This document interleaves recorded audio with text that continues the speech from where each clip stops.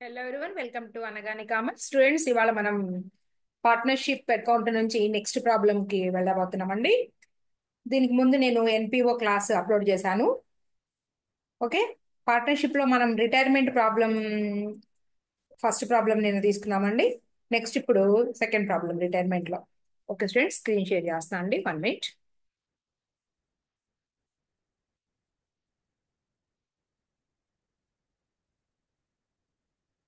అండి. రైట్, ఇదిగోండి some. 10th problem. నిన్న రిటైర్మెంట్ లో మనకి 9th 1 అయిపోయింది, ఇప్పుడు 10th. ఏం అడిగారో ఒకసారి సమ్ చూద్దాం చూడండి. A, B, and C were in partnership sharing profits in the ratio in the proportion of 5:4:3. 5:4:3 లో వాళ్ళు డిస్ట్రిబ్యూట్ చేసుకుంటున్నారండి profits. The balance sheet of the firm as on 31st March 2022 was as under. Capital accounts A B C ఇలా ఇచ్చారండి. Next sundry creditors, liability side ఈ 4 items. Next goodwill 40,000 rupees. మనకి asset side goodwill కూడా ఉందండి ఈ sum లో. Next fixtures 8,200, stock 1,57,300 rupees, sundry debtors 93,500, cash 34,910, total amounts 3,33,910 rupees. ఇదండి మనకి బ్యాలెన్స్ షీట్ ఇచ్చారు. ఎవరిది అంటే ఏ, బి అండ్ సి. ఓకే. మనకి రిటైర్మెంట్ లో మరి ఈ ముగ్గురులో ఎవరు వెళ్ళిపోతున్నారు చూద్దాం ఇప్పుడు. ఏ హ్యాడ్ బీన్ సఫరింగ్, ఏ అండి, a partner A had been suffering from ill health and gave notice that he wished to retire అవ్వాలని అనుకుంటున్నాను నోటీస్ ఇచ్చాడు. an agreement was ఏమని therefore entered into as on 31st March 2022, the terms of which were as follows. ఎలా ఉన్నాయో చూద్దాం అతను retire అవ్వాలనుకున్నప్పుడు. The profit and loss account for the year ended 31st March 2022, which showed a net profit of 48,000 rupees. 48,000 రూపాయలు profit ఉందండి ఏ వెళ్ళేటప్పుడు. Was to be reopened. మళ్ళా దాన్ని, ఆ ప్రాఫిట్ ఏదైతే వాళ్ళు డిస్ట్రిబ్యూట్ చేసుకున్న దాన్ని మళ్ళా రీఓపెన్ చేశారట, ఆల్రెడీ డిస్ట్రిబ్యూట్ చేసేసుకున్నటువంటి ప్రాఫిట్ ని. B was to be credited with 4,000 as bonus. 4,000 rupees bonus గా బికి ఏం చేశారండి, B was to be credited with 4,000 as bonus in consideration of the extra work which had developed upon him during the year. Okay, 4,000 rupees credit చేయాల్సి ఉంది ఈ 48,000 లో. అందుకోసం మళ్ళీ ఓపెన్ చేస్తున్నారట. The profit sharing ratio was to be revised as from 1st April 2021, 3:4:1. అయితే వీళ్ళు ఏమనుకున్నారంటే 1st April 20 అంటే అంతకుముందు ప్రాఫిట్స్ ఎలా డిస్ట్రిబ్యూట్ చేస్తున్నారండి వాళ్ళు, అంతకుముందు 5:4:3 ప్రకారంగా డిస్ట్రిబ్యూట్ చేసుకున్నారు. అలాగే ఈ 48,000 కూడా వాళ్ళు డిస్ట్రిబ్యూట్ చేసుకున్నారు, కానీ ఇప్పుడు మళ్ళా రీఓపెన్ చేస్తున్నారట. అయితే ఇక నుంచి వాళ్ళు ఏమనుకుంటున్నారంటే ఇదిగోండి, ఫ్రమ్ ఎప్పటి నుంచి revised as from 1st April 2021, ఈ అకౌంటింగ్ పీరియడ్ లో, అకౌంటింగ్ ఇయర్ లో 3:4:4 గా అనుకుంటున్నారట. ఇక్కడ ఏంటి, ఒక పార్ట్నర్ వెళ్ళిపోతే ఉండేటటువంటిది కాదండి, ముగ్గురు ఉన్నప్పుడు సంగతే ఇది. అందుకే కదా April 1st 2021. Okay. goodwill was to be valued at 2 years purchase of the average profits of the preceding 5 years. Okay. Next. The fixtures were to be revalued by an independent. ఒక్క నిమిషం అండి, మనకి ఛార్జింగ్ అయిపోతుంది, charging పెడతాం 1 minute.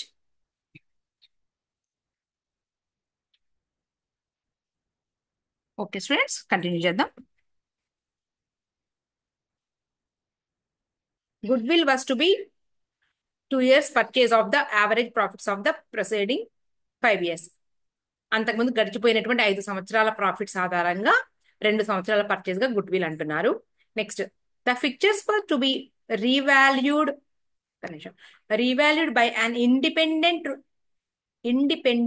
Valuer. ఒక valuer తో fixtures ని value చేయించారట.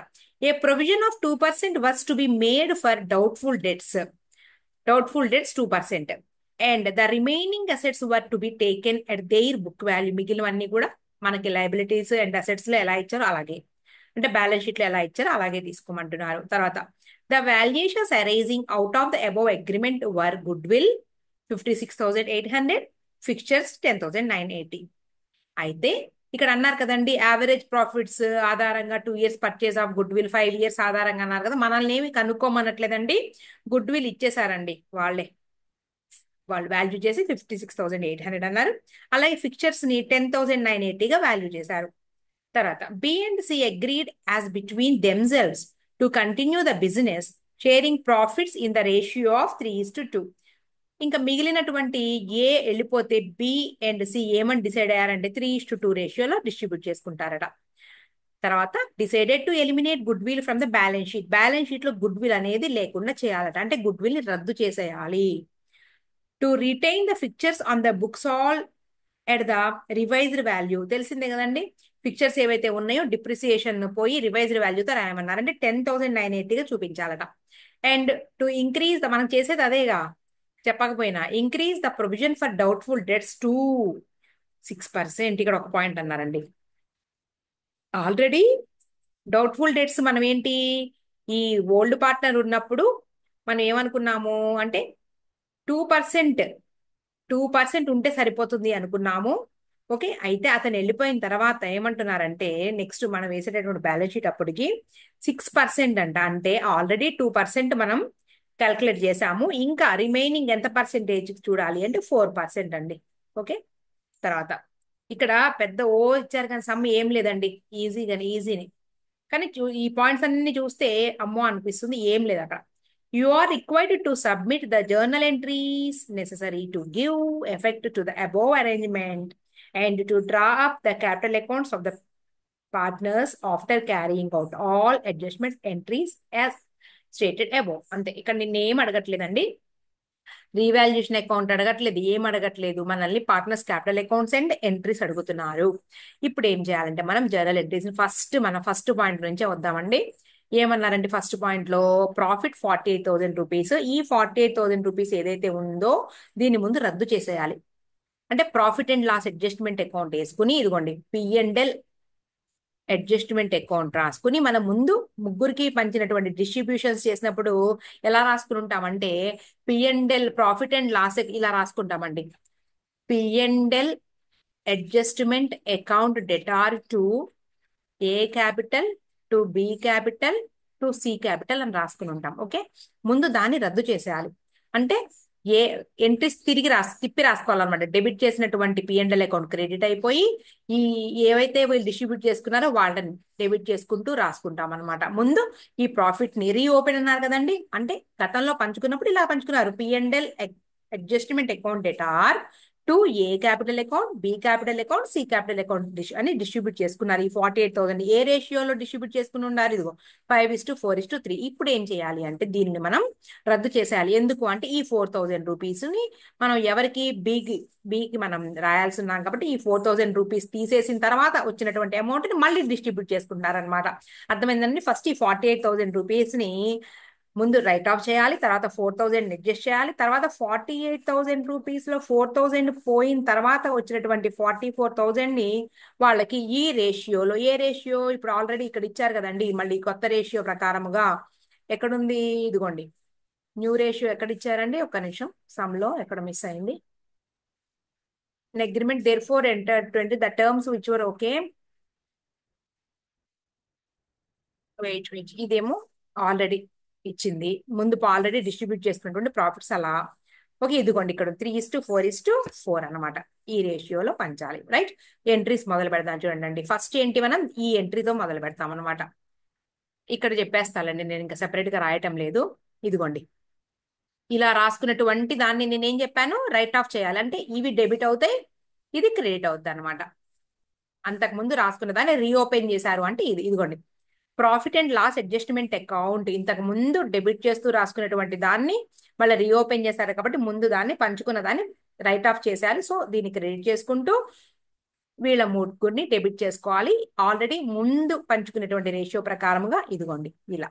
Right, ఇలా రాసుకున్న తర్వాత ఇదిగోండి 4,000 రూపీస్ అడ్జస్ట్ చేయాలన్నాను కదా, profit and loss adjustment account debtor to B capital, అతనికి బోనస్ రూపంలో ఇదిగోండి B credited with bonus of 4,000 rupees for his extra work. So ఇది రాసుకున్నాం 4,000. క్లియర్.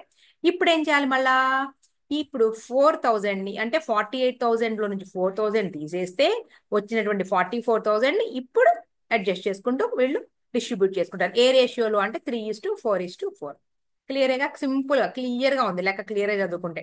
ఇదిగోండి P&L adjustment account at are 2A's capital, 2B's capital, 2C's capital. ఎప్పుడైనా సరే partners capital account create అయ్యింది అంటే అర్థం ఏంటి అంటే వాళ్ళ క్యాపిటల్స్ పెరుగుతున్నాయి. ఎలా, ఎందుకు అంటే ప్రాఫిట్స్ డిస్ట్రిబ్యూషన్తో. తర్వాత ఏమైంది, గుడ్ విల్ ఏదైతే ఉందో సంస్థలో ఉన్నటువంటి గుడ్ విల్ ఉంది కదండి, ఇదిగోండి ఎంత అన్నారండి గుడ్ విల్ చూడండి. మనకి గుడ్ విల్ రీవాల్యూ చేస్తే ఎంత వచ్చింది మీకు, రీవాల్యూ చేస్తే 56,800 వచ్చిందండి. సరే, సంస్థ పుస్తకాలలో ఎంత ఉంది, 40,000 ఉంది. ఎక్సెస్ అమౌంట్ ఎంత ఉంది అంటే నీకు ఇక్కడ 16,800 రూపీస్ ఎక్సెస్ గా ఉంది. అలాగే ఫిక్చర్స్ కూడా చూద్దామండి. ఏది 10,980 ఇక్కడ ఉందండి. ఇక్కడ బుక్స్ లో 8,200 రూపీస్. అంటే ఇక్కడ ఏం లేదు, డైరెక్ట్ గా ఇక్కడ రీవాల్యుయేషన్ అకౌంట్ వేయకుండా మనకి అడగలేదు కాబట్టి డైరెక్ట్ గా పార్ట్నర్స్ క్యాపిటల్ అకౌంట్స్ కి, అదే profit and loss adjustment account direct గా మనం రాసేస్తున్నాం. రీవాల్యుయేషన్ అకౌంట్ ద్వారా వెళ్ళట్లేదు అనమాట. ఇదిగోండి గుడ్ విల్ అకౌంట్ డెటార్, అంతే కదండి. మీకు గుర్తొచ్చిందా, మనం రీవాల్యుయేషన్ అకౌంట్ వేసినా కూడా ఎలా రాస్తాము, రీవాల్యుయేషన్ అకౌంట్ కి ఇంకొక పేరే P&L అడ్జస్ట్మెంట్ అకౌంట్ అని కూడా అనొచ్చు. ఓకే, మనం ఏదైనా గెయిన్ అయితే ఏం రాస్తాము, ఏదైనా పెరిగింది బిల్డింగ్స్ లేదంటే ఫర్నిచరో లేదంటే ఏదో ఒకటి పెరిగితే ఫర్నిచర్ అకౌంట్ డెటార్ రాయమా. ఎంట్రీ వచ్చేటప్పటికి ఏమవుతుంది, furniture account debtor to revaluation ఎలా అయితే రాస్తామో అదే మాదిరిగా ఇక్కడ ఇంక్రీజ్ అయింది కదండి. బుక్ లో ఉన్నటువంటి 40,000, తర్వాత గుడ్ విల్ 56,800 రూపీస్ అన్నారు. So goodwill account debtor fixtures వచ్చేటప్పటికి 2,780 రూపీస్ ఇంక్రీజ్ అయింది to P&L adjustment account or revaluation account. Okay, revaluation account place లో ఇక్కడ P&L అడ్జస్ట్మెంట్ అకౌంట్ అన్నారు. అంతే, అంతకన్నా ఏం లేదు, డైరెక్ట్ గా ఎంట్రీ రాస్తున్నాం అనమాట. నెక్స్ట్ తర్వాత ఏం చేసాము, డౌట్ఫుల్ డెట్స్ తెలిసిందే కదండి. మనకి డెట్స్ ఎలా రాస్తాము, revaluation account or P&L adjustment account లో ఎలా రాస్తామండి, ఇటు సైడే కండి రాసుకునేది according to nominal rule, right. అదే ఎంట్రీ రాసుకున్నారు ఇక్కడ. Profit and loss adjustment account debited to provision for doubtful debts 1870. దేని మీద ప్రొవైడ్ చేస్తాం తెలిసిందేగా, మనకి ఇచ్చినటువంటి లయబిలిటీ అసెట్స్ లో ఉన్నటువంటి సర్టీ డేటాస్ మీద 2% కాడికి 2%. ఓకే, అయిపోయింది. తర్వాత ఇంతవరకు అయిపోయిన తర్వాత మనకి ప్రాఫిట్ ఆర్ లాస్ వస్తుంది. ఎట్లా, మనం రీవాల్యుయేషన్ అకౌంట్ లో ఒకవేళ ఇటు రాసుకున్నాం 16,800, 2,700. తర్వాత ప్రొవిజన్ 2% వచ్చేటప్పటికి 1870. ఈ రెండింటి డిఫరెన్స్ ఏదైతే ఉందో ఆ రెండింటి డిఫరెన్స్ వచ్చేసరికి నీకు 17. ఇటు సైడ్ ఎక్కువ ఉంది, ఇటు ఎక్కువ ఉంది కాబట్టి 17,710. దాన్ని ముగ్గురికి డిస్ట్రిబ్యూట్ చేస్తే ఇదిగోండి 4,830, 6,440, 6,440. ఏ రేషియో అంటే 3:4:4. సేమ్ అండి మనం చేసేదే, డైరెక్ట్ గా ఇంట్రెస్ట్ రాశారు అంతే. అంటే రీవాల్యుయేషన్ అకౌంట్ లో వచ్చినటువంటి ప్రాఫిట్ ని వీళ్ళు ముగ్గురు డిస్ట్రిబ్యూట్ చేసుకున్నారు అనమాట. నెక్స్ట్ తర్వాత ఏమైంది, ఇదేమో మనము క్యాపిటల్ అకౌంట్స్ వేసిన తర్వాత వస్తామండి. క్యాపిటల్ అకౌంట్స్ లో వచ్చినటువంటి ఈ ఏకి ఇచ్చేటటువంటి లోన్ అమౌంట్ ఉంది చూసారండి, ఏకి ఇచ్చి పంపించాలి కదా, దాని గురించి రాశారండి ఎంట్రీ. మనం అమౌంట్ పార్ట్నర్స్ క్యాపిటల్ అకౌంట్ వేసిన తర్వాత కనుక్కుంటాం. క్లియర్. నెక్స్ట్ తర్వాత ఇప్పుడు ఏమైందో చూడండి. లాస్ట్ ఒక పాయింట్ అన్నారండి, ఏమన్నారు చూడండి ఇక్కడ సమ్లో. ఇదిగోండి, B and C agreed as between themselves to continue the business, sharing profits in the ratio 3:2, and decide to eliminate goodwill from the balance sheet to retain the fixtures. Fixtures మాత్రం అలాగే retain చేయాలి. ఎలా, on the book values at revised value ఏదైతే ఉందో దాని ప్రకారంగా fixtures అయితే continue చేయాలి, కానీ గుడ్ విల్ ని ఉంచకూడదు, రద్దు చేసేయమన్నారు. తర్వాత ప్రొవిజన్ ఇంకా పెంచాలటండి. ఆల్రెడీ 2% పెంచాము, కానీ 6%కి పెంచాలంట. అంటే ఇంకెంత పెంచాలి, 4%కి పెంచాలి. ఓకే, మరి చూద్దాం ఎప్పుడు ఇదంతా కూడా అంటే ఆ కొత్తవాడు వెళ్ళిపోయేవాడు ఎవరైతే ఉన్నాడో రిటైరింగ్ పార్ట్నర్, అతని తర్వాత అడ్జస్ట్మెంట్స్ అనమాట. చూద్దామండి. ఓకే, ఈ క్యాపిటల్ అకౌంట్ ఏంటి అంటే క్యాపిటల్ అకౌంట్స్ వేసుకున్న తర్వాత లోన్ అకౌంట్ రాసుకుంటాం. ఇదిగోండి బీస్ క్యాపిటల్, ఇది ఎందుకు, గుడ్ విల్ గురించి అండి. గుడ్ విల్ అకౌంట్ ఎంత మొత్తం అసలు లేకుండా రద్దు చేసేయమన్నాడు. 56,800 రూపీస్ మనకి అసెట్ సైడ్ కనబడుతుంది కదండి, దాన్ని మనం క్రెడిట్ చేసుకుంటే రద్దు అయిపోయినట్టే. బ్యాలెన్స్ షీట్ లో ఉన్న అసెట్ సైడ్ అమౌంట్ ఏదైతే ఉందో ఇదిగోండి 56,800 రూపీస్ క్రెడిట్ చేసాము. అలాగే ప్రొవిజన్ ఫర్ డౌట్ఫుల్ డేట్స్ ఇంకా క్రియేట్ చేయమన్నారండి, 4% అనమాట. ఇది 4% కాడికి డెటార్స్ మీద ఆల్రెడీ 6%, ఆల్రెడీ 2% క్రియేట్ చేసాం, ఇంకా 6%కి చేర్చమన్నారంటే ఇంకా 4% అనమాట. సో 3740 రూపీస్ ఈ రెండు అమౌంట్ రాసుకున్న తర్వాత ఇప్పుడు ఎవరు కొనసాగుతున్నారు, కంటిన్యూ అయ్యేటటువంటి పార్ట్నర్స్ ఎవరైతే ఉన్నారో వాళ్ళ యొక్క రేషియో కూడా ఇచ్చారండి. 3:2 రేషియోలో ఎవరు ఏ వెళ్ళిపోయిన తర్వాత వీళ్ళు డిస్ట్రిబ్యూట్ చేసుకుంటారు అనమాట. సో ఈ అమౌంట్ అయితే ఏదైతే ఉందో దాన్ని ఇదిగోండి ఇద్దరికి డిస్ట్రిబ్యూట్ చేసి 36,324, 24,216 రూపీస్ అనమాట. ఈ రెండు అమౌంట్ని మనం యాడ్ చేసుకుని ఈ రేషియోలో డిస్ట్రిబ్యూట్ చేస్తే ఇలా. ఓకే, అంతవరకు అయిపోయిన తర్వాత మనకి ఇప్పుడు యాజ్ ఇట్ ఈస్ గా పార్ట్నర్స్ క్యాపిటల్ అకౌంట్ లో తెలిసిందేగా బ్యాలెన్స్ బ్రాడ్ డౌన్లు ఇచ్చినట్టుగానే నువ్వు ఇదిగో బ్యాలెన్స్ బ్రాడ్ డౌన్ 1,35,930 చూడండి ఒకసారి ఎక్కడ ఉంది మనకి. 1,35,930, 95, 120, 61, 170 రూపీస్. ఇవి యాజ్ ఇట్ ఈస్ గా రాసుకున్నాం మనం. ఇదిగోండి తర్వాత బోనస్ ఉంది కదండి. బోనస్ ఎవరిది, మనకి పార్ట్నర్ బికి ఇవ్వాల్సినటువంటి బోనస్ ఏదైతే ఉంది ఇదిగోండి బోనస్. ఇది కూడా రాసేసిన తర్వాత నెక్స్ట్ మనము ఈ 12,000, 16,000, 16,000 రూపీస్ ఉంది కదండి, ప్రాఫిట్ అండ్ లాస్ అడ్జస్ట్మెంట్ చేసుకున్నాం కదండి. ఇదిగోండి ఈ అమౌంట్స్ ఉన్నాయా, ఎంట్రీస్ లో ఉన్నాయి కదా, ఇదిగోండి కావాలి చూడండి ఒకసారి.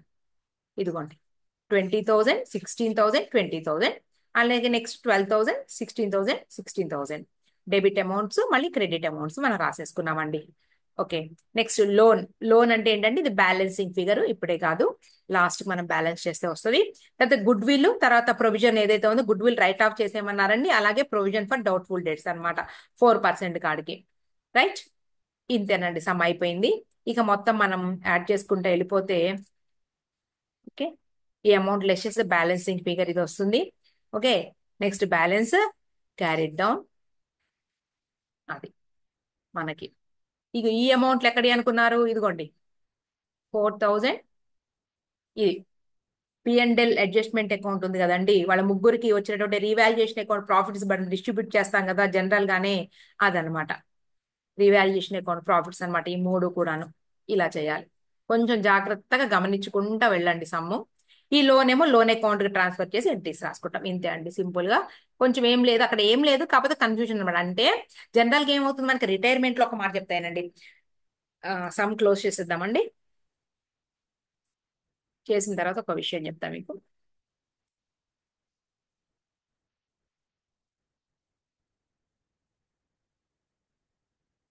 ఓకే, మనకి ఏంటి జనరల్ గా రిటైర్మెంట్ లో ఆ గోల్డ్ ఎవరైతే కంటిన్యూ అవుతా ఉన్నారో, ఒక ముగ్గురు పార్ట్నర్స్ అనుకుందాము, ఒక పార్ట్నర్ వెళ్ళిపోయేటప్పుడు ఏం చేస్తారు అంటే కంటిన్యూ అయ్యేటటువంటి పార్ట్నర్స్ ఆ వెళ్ళిపోయే పార్ట్నర్ కూడా కలిపి వాళ్ళు అన్నిటినీ కూడా డిస్ట్రిబ్యూట్ చేసుకుంటారు. ఇది ఇక్కడ ఏంటి అంటే ఆ వెళ్ళే పార్ట్నర్ ఎవరైతే ఉన్నారో అతను వెళ్ళక ముందే కొన్ని సర్దుబాట్లు జరిగినాయి.